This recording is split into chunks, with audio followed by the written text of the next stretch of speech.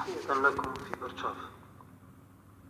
بالنسبة لآخر التطورات في المنطقة بعد القرار المفاجئ للرئيس الأمريكي بسحب قواته من شمال شرق سوريا، والذي أربك مراكز القرار السياسي الدولية عامة والسورية خاصة.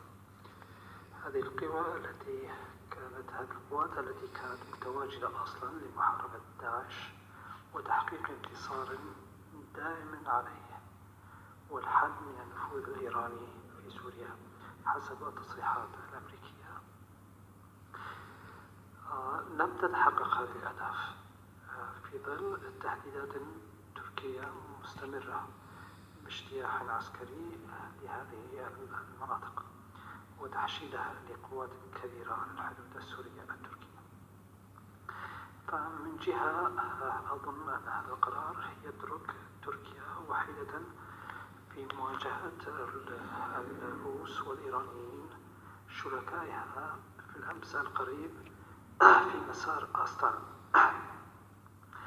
ويترك حلفائها في مجلس سوريا الديمقراطية دون غطاء سياسي رادع للتدخل التركي. أظن أن هذا الواقع الجديد سيفتح المجال لتموضعات جديدة للقوى السياسية.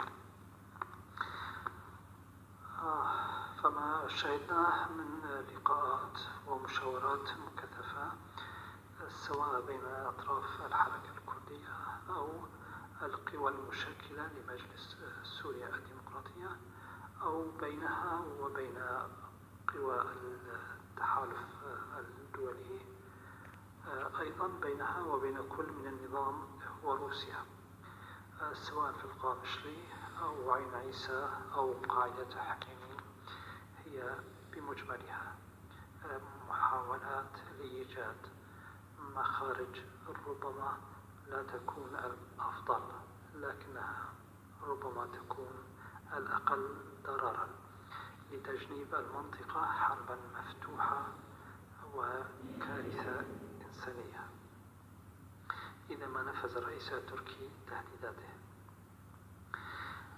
أظن أن هذه التهديدات إذا ما نفذت سيفتح المجال لإنعاش داعش وانتشار الفوضى في المناطق التي كانت تشهد استقرارا نسبيا بالنسبة إلى جوارها من المناطق السورية الأخرى.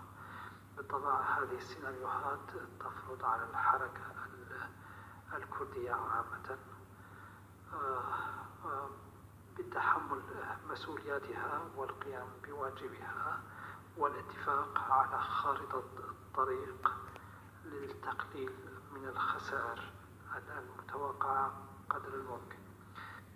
هنا أظن أن البيانات والمواقف التي صدرت مؤخرا في اليومين الماضيين سواء من مجلس سوريا الديمقراطية أو من المجلس الوطني الكردي أو التحالف الوطني الكردي أو من مجموعة الأطراف التي لبت نداء الأستاذ عبد الحميد درويش، أظن فهي في المجمل تبحث عن إجماع كردي.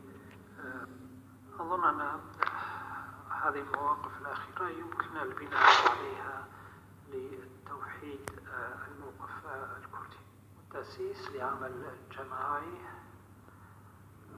يجنب المنطقة كوارث محتملة.